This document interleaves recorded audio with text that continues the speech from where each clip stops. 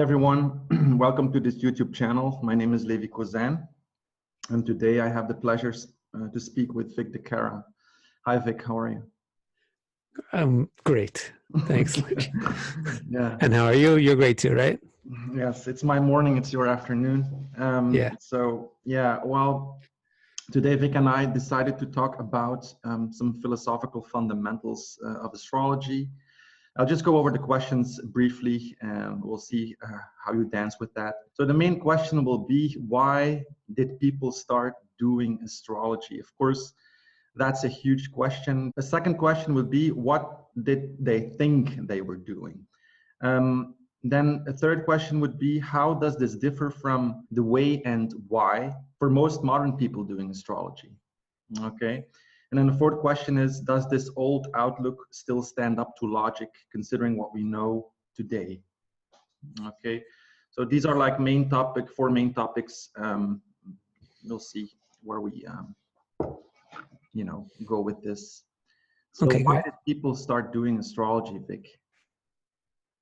Well, you might want to think when, if you could figure out when they started doing astrology, you could see the circumstances around it. Yes. Right? Like when did people start brushing their teeth? Well, when they had a lot of cavities, there was, right? Like the historical events around when something started could help you understand why it started. Mm-hmm.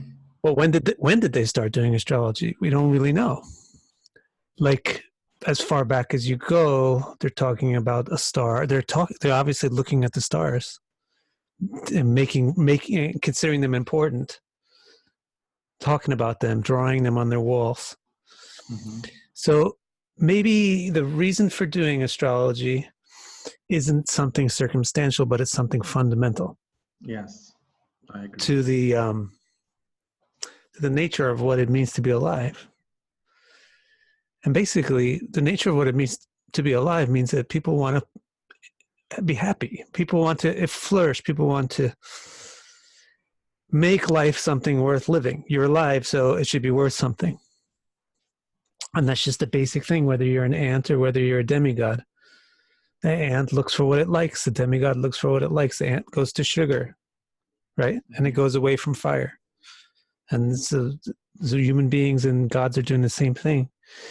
So I think people started doing astrology because they wanted to be happy. Same reason why we would do anything else. Mm-hmm. But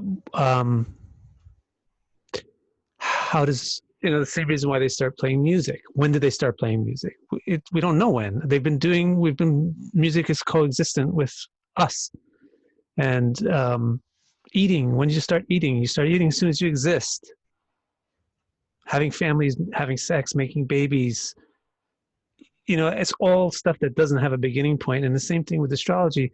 The thing though with astrology is, the thing that's interesting about it Mm-hmm. is that it's a result of looking at the world and feeling like, God, this world is big. Yes.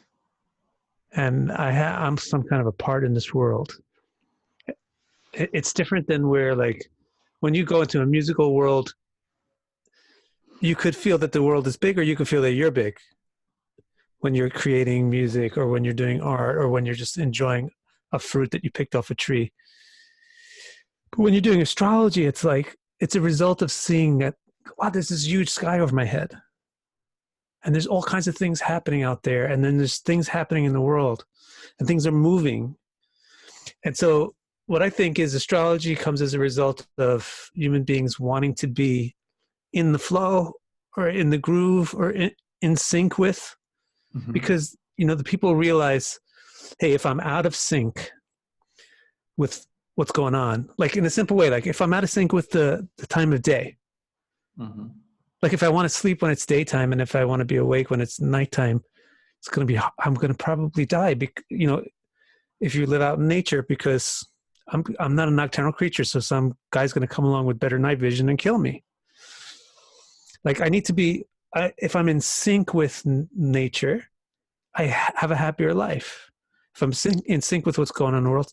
So what's going on? Let's look at the sun. Let's see where it is. It seems to have some kind of an effect on things. Let's try to be in sync with the universe, because doing that brings us prosperity. Yeah. How do you like that explanation? I think it's logical. Yeah. Yeah. Makes sense. I mean, that's also the basic teaching of the Vedas. The basic teaching of the Vedas, Brahma, Krishna quotes Brahma in a third chapter of Gita, where he just says, if you do your stuff in sync with the gods and in sync with the universe, you'll be happy, you'll be prosperous. And if you don't, you'll suffer. Like, it's one of the real basic fundamentals of Vedic thinking, is that we need to do our stuff in harmony with the universe rather than trying to go against the flow of what's going on. Yes, I think it's probably also, I mean, it's fundamentally, if we look at the Vedantic, the core of it, as you often mention, Brahma is the underlying potential for consciousness. Then you have Atma. These two are one, right? There's not really a sequence involved. It's Atma is that individuality, the thing that perceives from a particular locality or perspective. And so when it has the karma, the action to create a body eventually and dive into the physical realm, it needs to find out where it's actually, where it's at. I mean, it is being manifested in a world. It sees the world as of Prakriti as manifested. And so in order to find out what it really is, which is a soul, it needs to find out its environment. It needs to find out what it's actually involved with, you know, in physical body and the world and so on.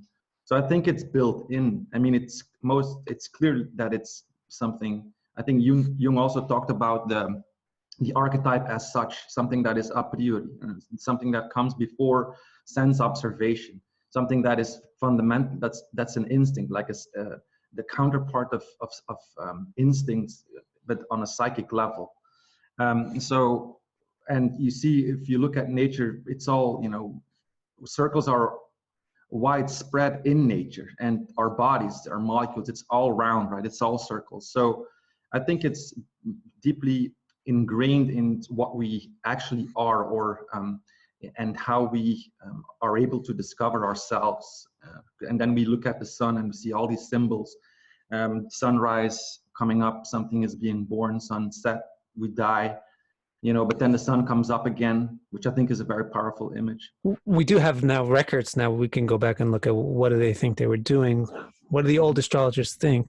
Like, and how does that compare to what we think these days? What they thought that they were doing was reading they thought they were, that's why we call it a reading still to this day. Mm-hmm. They thought they were reading a language. It's like that the universe had a cosmic language, almost like we talk to each other with body language, that the universe itself is like a body, and the various shapes that it gets itself into communicate things to you. Mm-hmm. So they called astrology astrology. Mm-hmm. It's a words or logos made by the stars, astros. So they thought they were reading the heavens, and by reading the heavens, they thought that they were reading communications from the gods.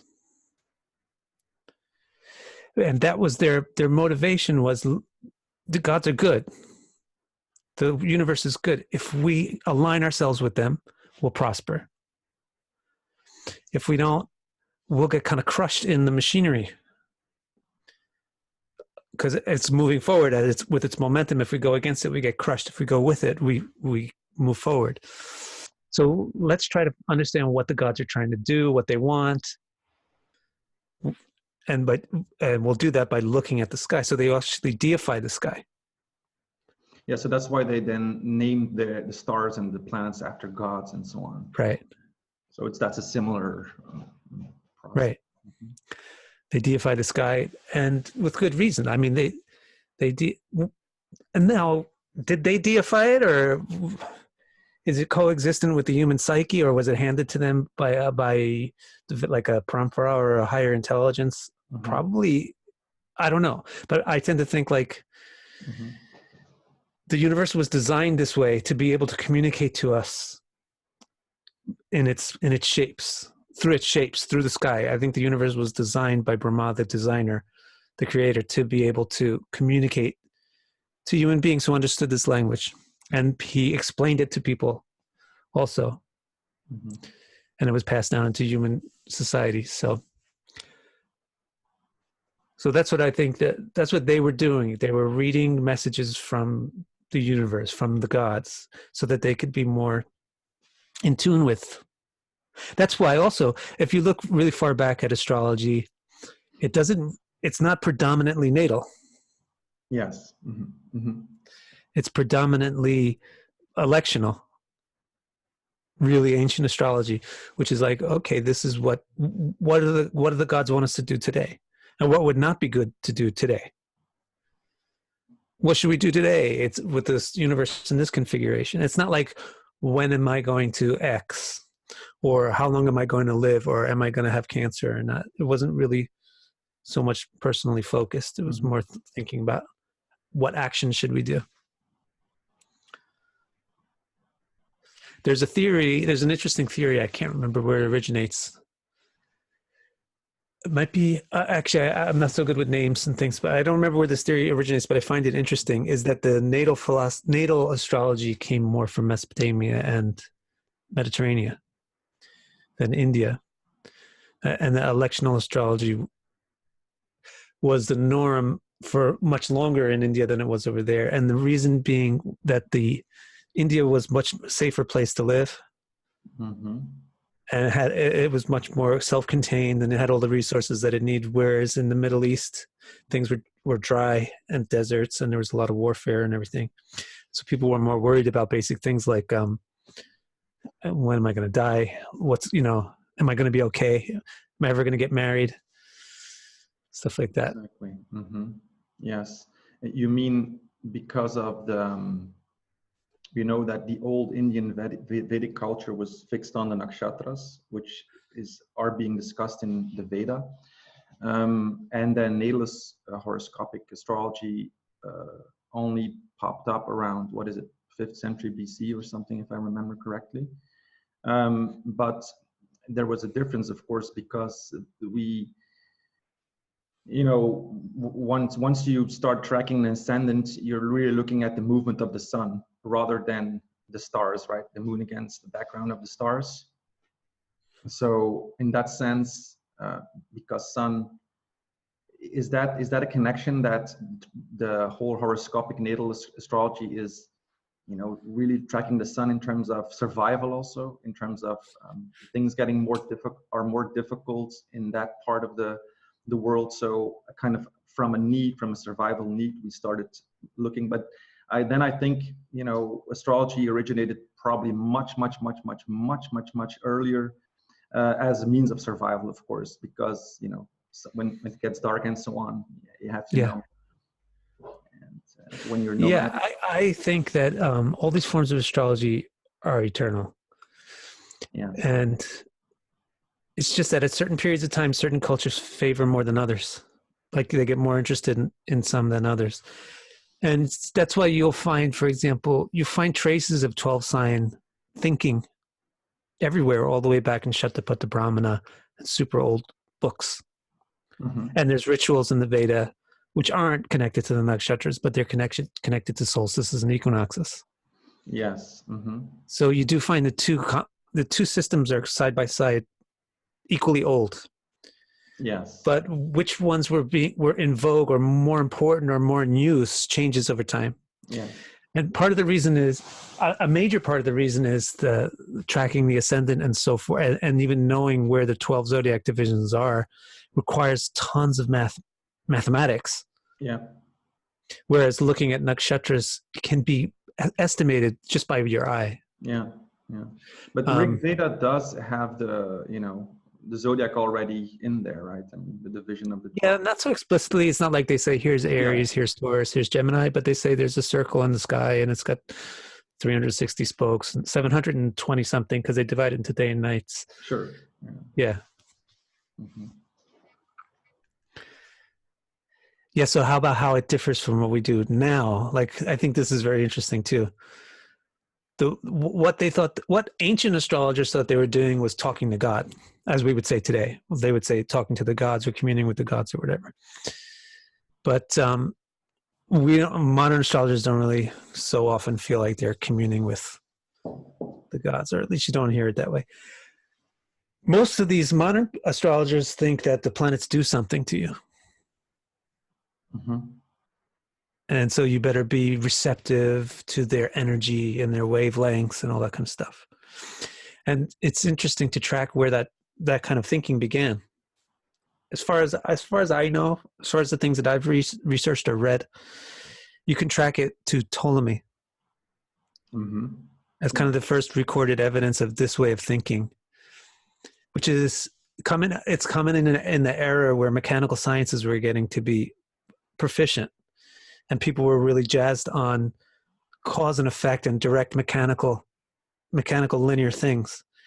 So Ptolemy was a fan of astrology, or at least respected it, and said, let's show these people that it's rational, because the thing in those days, as it is today, is that you should be able to have a demonstrable cause and effect. So he told me, said, let's figure out a way that astrology can be explained in those terms. So he tried to say that the planets, but just as the sun has a huge effect on the weather, and that changes the way things are on the earth, and the moon has also a similar effect on the weather, and those distant planets also have a similar effect on the atmosphere, and the whole thing changes the stuff, that's the molecule vibration that's going on, and that's what affects people on earth and makes them do different things and have different characters when they're born. That's where the idea originates. So Ptolemy's not that old. No. Yeah. Right? It's like Christian type, like right around Christ era, a little earlier, I think, right? 2000 something. Yeah, at Ptolemy is what is it, like second century or something? So yeah, it's around there. Something around, so it's not terribly old. Mm-hmm. So there's millennium previous to Ptolemy where that idea was never on anybody's mind.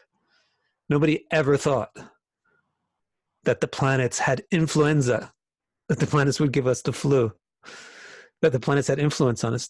Nobody thought that. People thought that they were reading a language from the gods. But still, also 2,000 years is a long time. And so it's like 2,000 years now of this idea that, no, we're not reading a message from the gods, because gods is mythological and we don't want to involve gods in our mechanistic thinking. But there's some kind of a, physics to it.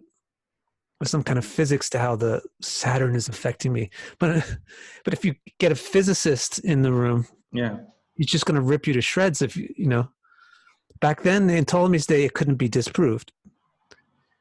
But in our day, it can really easily be disproved. I mean, I remember Carl Sagan's episode on astrology, right? Where he said, he demonstrated that Saturn's effect on us, whether it's by light or gravity or whatever, is less than a candle at the other end of your house down a hallway with the door shut. But so, on the same, there's also, for example, like medical science doesn't really recognize, for example, chakras, energy centers. There's many things that we can't see. So I personally kind of leave it open for, I don't know, speculation. It's very clearly that Saturn doesn't have a strong physical, influence on Earth, but it is part of our environment. It's part of, yeah. So it's very important. It's not just, it's actually really about the difference between how modern people wound up thinking. Sure. And ancient people. The ancient people had actually a way more liberated view. Yeah. Which is so ironic, because all of us think that we're the liberated ones, and the ancient guys were all bound up in their stupid ideas. But these ancient guys, they were way more liberated. They were like, we want to know what the gods know, and we want to get in line with them, and they're communicating to us. There's no kind of like destiny, and Zeus is not hitting us with a thunderbolt because he feels like it. We're actually reading them. Yes. So the ancient people were much more in contact with the subconscious, with the unconscious, with nature, we say, right? Nature has that chaotic symbol also.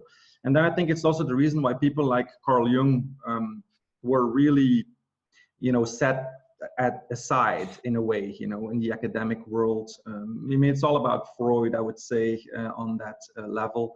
And so, because he was talking, of course, about things that were a lot more subjective, that were about myth, and you know, he was a Gnostic and everything.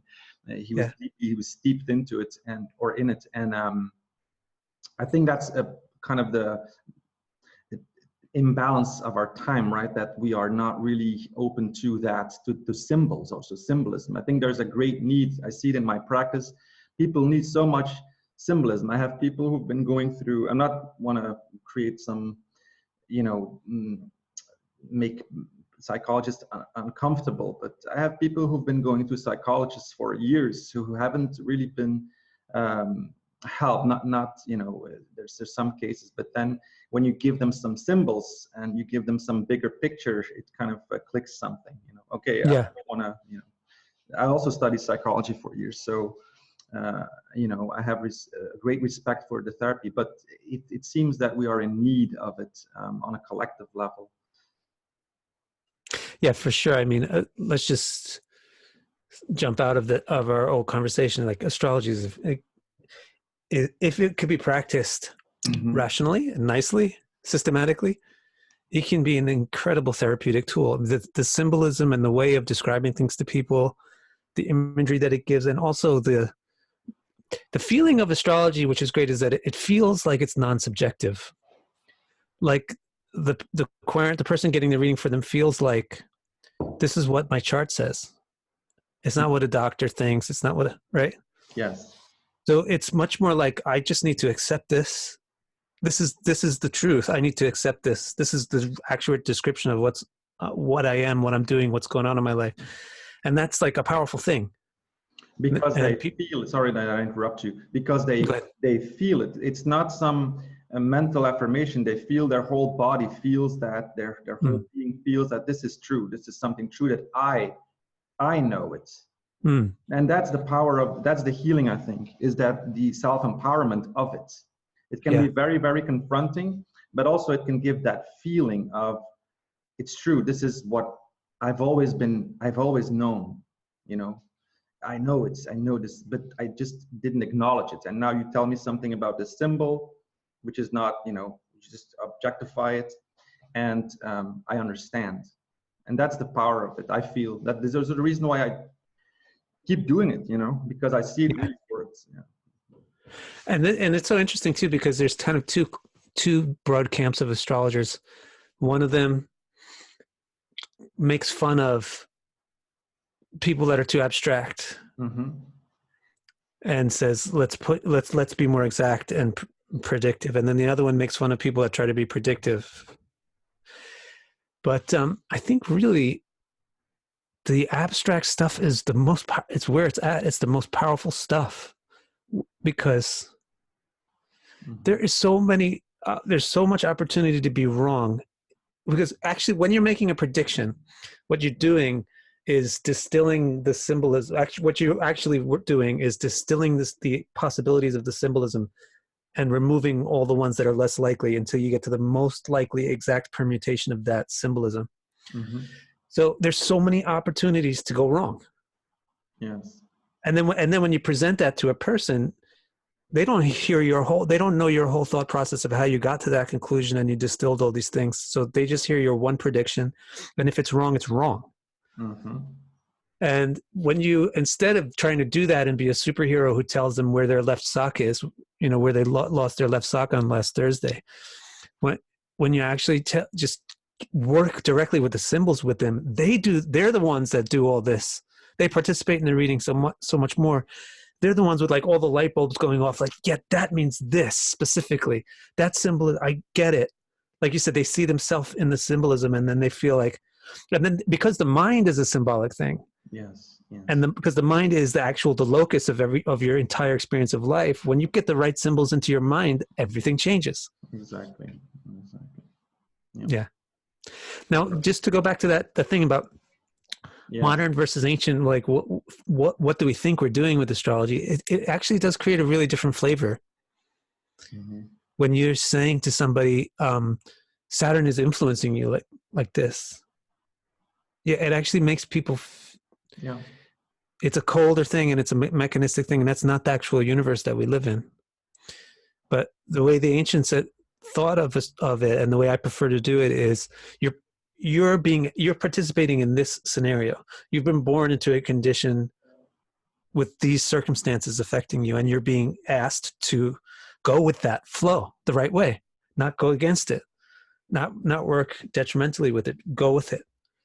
Elect to do the right things.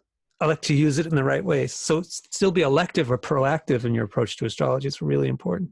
And I think it's true. At the same time, also Parashar talks about Janardana and, inflicting fear and worry onto people, and then, connecting that to the planets. You and God are the same thing, are the same substance. Mm-hmm. Yeah.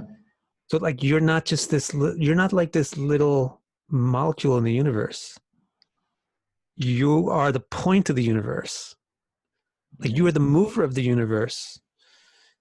Now, you're not you are not literally God, but you're the same substance as God. So you're not just something that can be trampled on by external forces. You can actually take control of those forces, but you're part of this whole system with all this other sparks of God. So the whole thing of astrology is looking at the sky to see how you're supposed to cooperate. What's being asked of me? What's my duty? What am I supposed to do? Mm-hmm. And it's just so great too, for identifying. Here's where the weak point is. This is the challenge that you're going to have to deal with and overcome it. And when you identify the weak point, it also has inherent in it the clue to what you will need to change, or how to deal with this situation properly.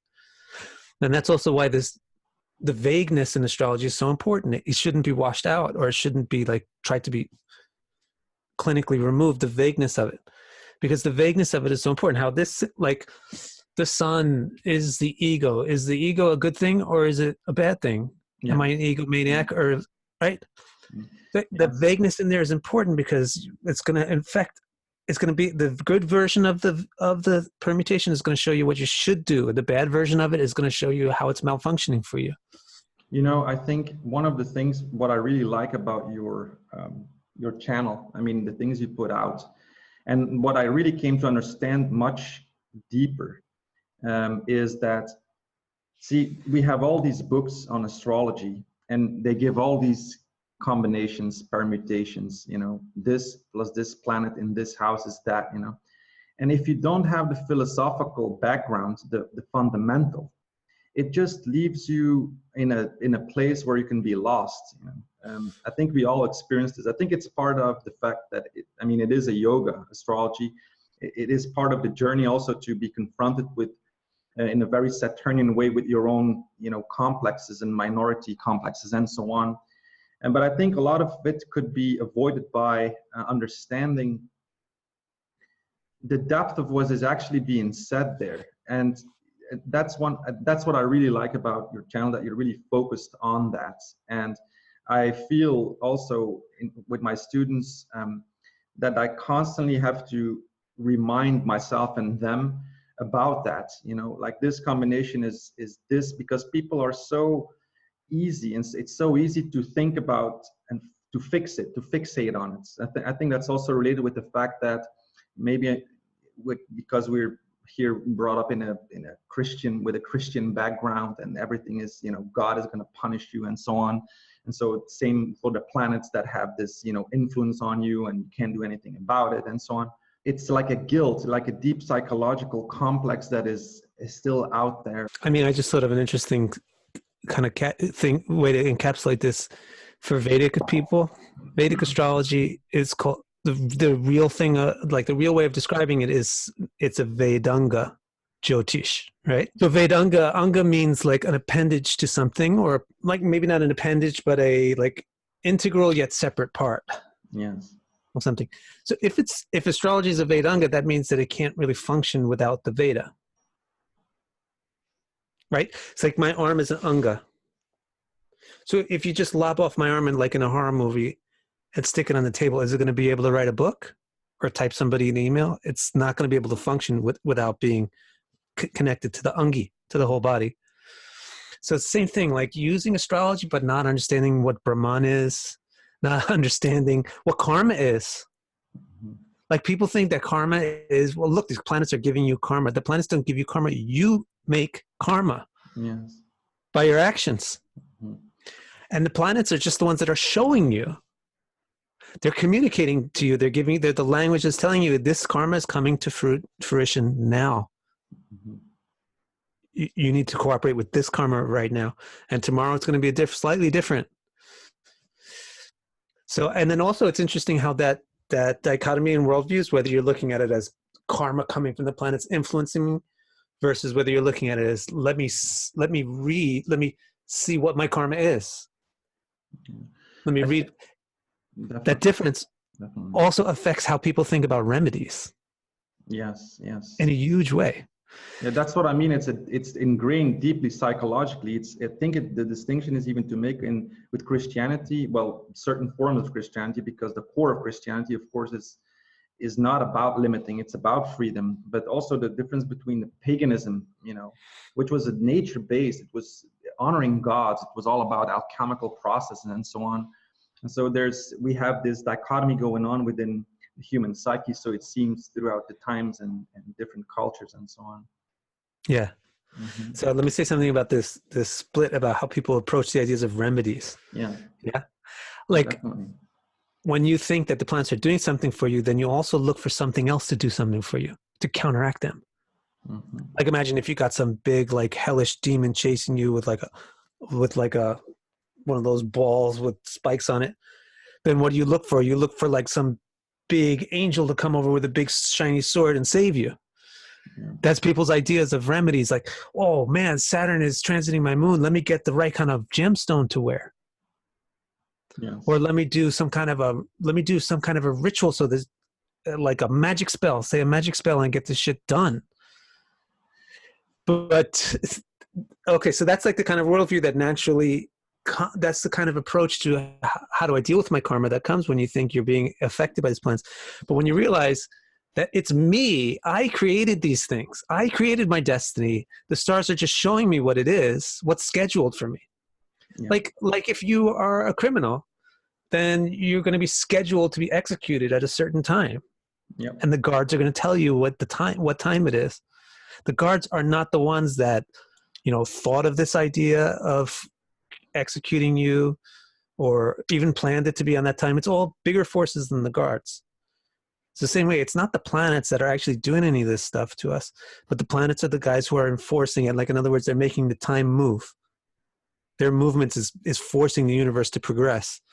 So if you're thinking like, let me see what I've done, what's on my schedule, then your idea about your remedy is going to be very different too. It's not going to be about like what magical thing, what other external force can help counteract this one external force that's on me. You'll be thinking, okay, how should I behave differently?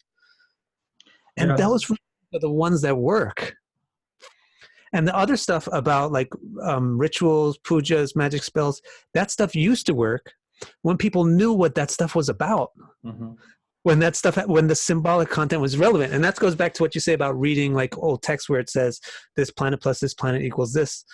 The problem with that is the guy who said that lived 15 centuries ago where things were completely different. Where having, for example, I did this analysis of Einstein. Right. So what is it? Sidereally, he's got 7th Lord in the 9th house in a friendly sign. And the worst part of his life was his relationships with other people, especially with women, the most difficult part of his life. So it's not a clear match at all on the marriage thing. So somebody tried to counteract that by saying, no, the 7th Lord in the 9th house, according to classic text, means you can have many wives.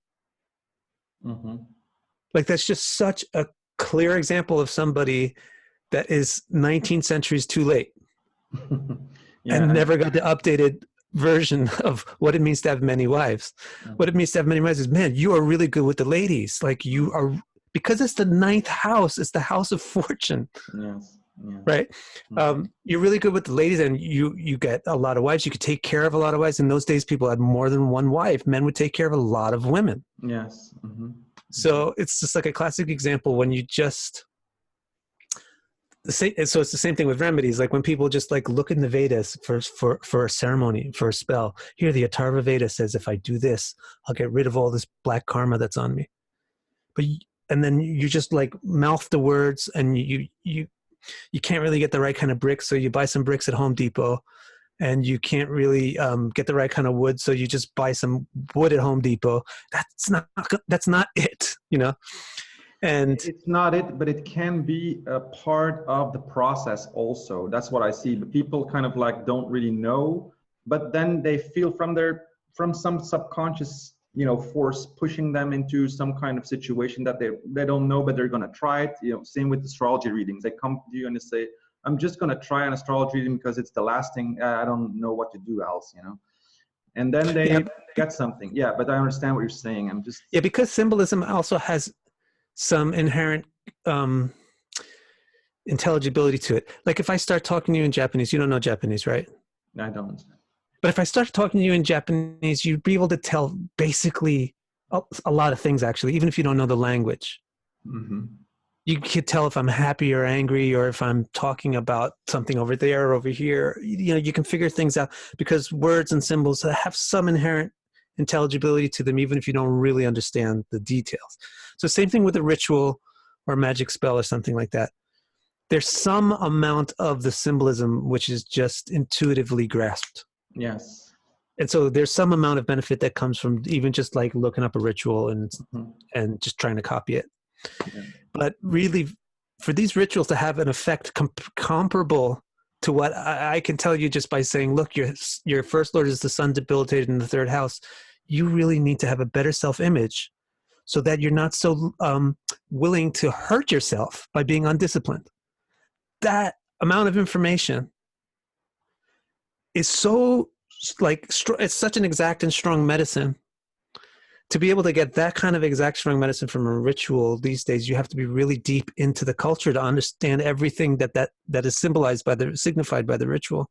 Mm-hmm. And the same way, to be able to read like an ancient astrology book where some astrologer from the 5th century is telling you what the 7th lord in the 9th house means, you got to have your head in the space of the person who wrote it. Absolutely. Yeah, the thing is, like, I think the only place where it kind of will baffle the modern mind is what's all this stuff about gods. Mm-hmm. Because people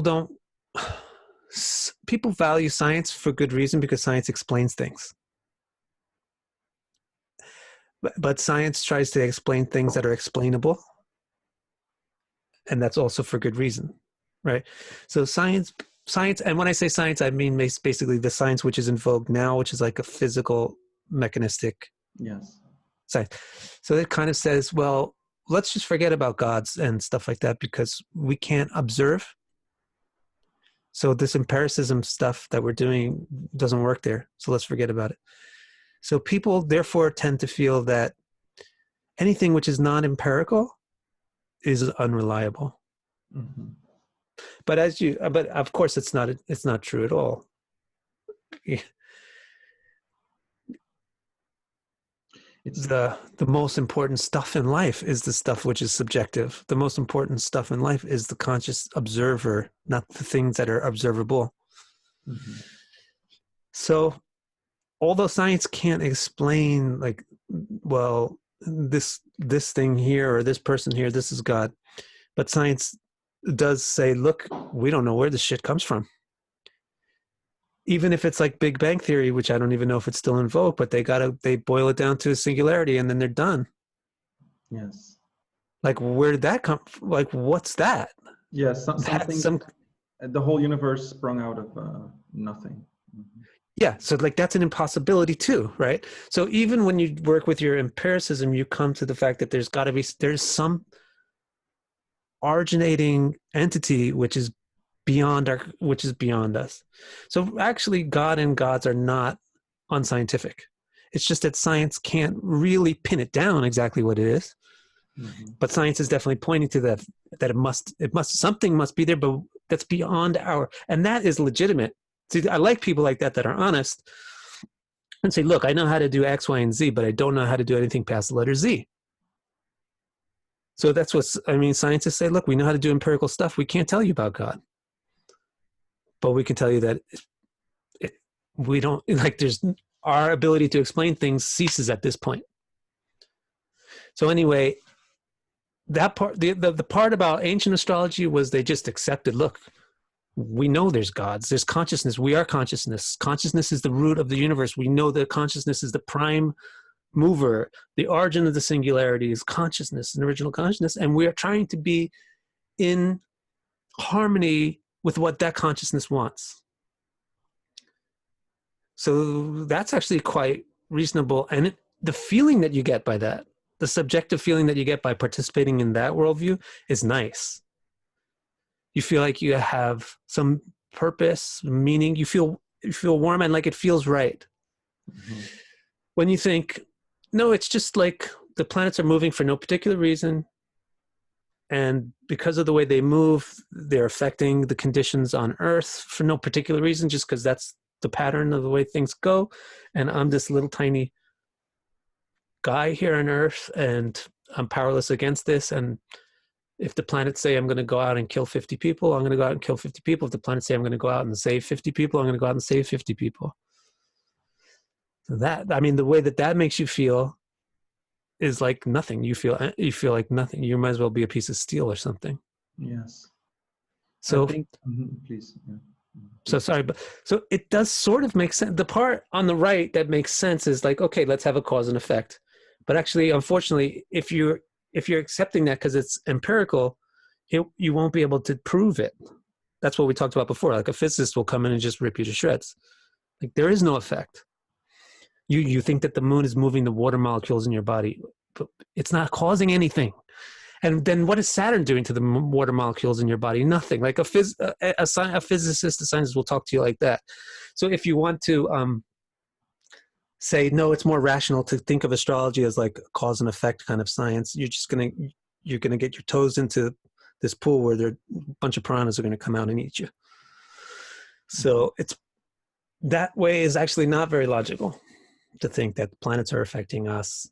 So we got nothing to do with this, except just to see what happens next in our life. But to go on the side of the ancients, which is we are participating in this like living universe with a bigger consciousness that we're a part of. Yeah. And let's figure out how to cooperate with that thing. That makes sense. You can't rip it down. Physicists can't rip it down.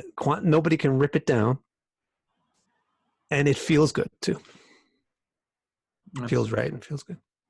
I think, if you look at the world, especially the scientific world, I mean, of course, we all love science, obviously, but it's like it became also, I mean, the West has been diving so deeply into matter, the structure of matter, and then with quantum physics, they hit this immense magical world, right? You think about it, if you go really, really deep into it, it's something that cannot be explained. So we kind of look for it. We look for it. We dive into, and we just find some magical world, so to speak. And I think that's a nice thing. What's happening, and it's like the physical body needs food, but I think people need also spiritual food, like true spiritual food. Look at what's happening in Western countries with the church. Nobody goes to church anymore. It used to be some kind of spiritual expression that all vanished, and science took over even more strongly, with more vigor, and we have more and more expertise and experts. And I think people feel kind of empty and left behind, and I think that's also the reason why people like Jung and the fact that the subconscious, if you don't believe that, you don't believe in the power of dreams, for example, who's really occupying himself with actually going into what the dream and the symbol conveys to you. You don't, because you have to go to work and so on. So it doesn't have any place for it. So people desperately look for astrology. I think that's also the reasons from collective perspective that astrology is coming. There's a renaissance going on. There's also research going on. We have the scientific community, like with like Chris Brennan and his and people there, like really writing papers. You also with that approach, and Ernst and so on. And I think it's powerful. It's powerful. And we're looking for kind of balancing that out, starting with small communities. But, I think that's a very positive thing. It's a hunger for symbol. I hope there's a hunger for it. I wish there'd be more hunger for it, because that's my specialty. So if there's a hunger for it, then people need me for something. And if they need you, then you can survive. Right? Like in the old world, if the community didn't need you, then you get excommunicated. It's the same thing in this world. Like if you have skills or talents that nobody wants, nobody supports you. For your channel and the way how do you experience it? I mean, since you started and now you actually, right as soon as I'm done with you, I'm going to go and do my Nakshatra Gods broadcasting, because people love it. I was surprised. Like I put up a poll, like, what do you want me to do? Because I have like 50,000 ideas of stuff I want to do. Mm-hmm. And like 40% of the vote was like, do more Vedic Nakshatra Gods stuff. And I was like, well, that's interesting. Cool. I thought people were more like, tell me about Saturn plus Mercury in the third house. Right. Yeah. Thank you very much, Vic, for your time, effort. Thank you. I enjoyed it. Yeah, you woke me up, and now I got my chakras are flowing. Good. All right. So we'll talk later. Thank you very much. Okay. Thanks so much.